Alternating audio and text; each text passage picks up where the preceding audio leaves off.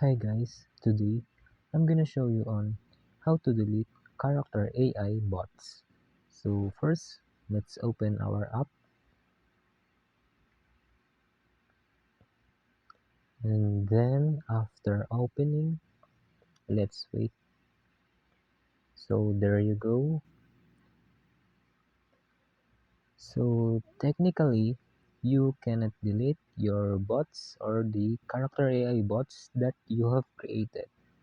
So instead, we're gonna do is to just like long press and to hide the character, just like that. So looks like it's deleted, but it's just hide. So you can do this in the other character bots like this, hide character, and there you go. So basically, or technically, you didn't delete your character AI bots, you've just hide it in your chat icon, and that's all.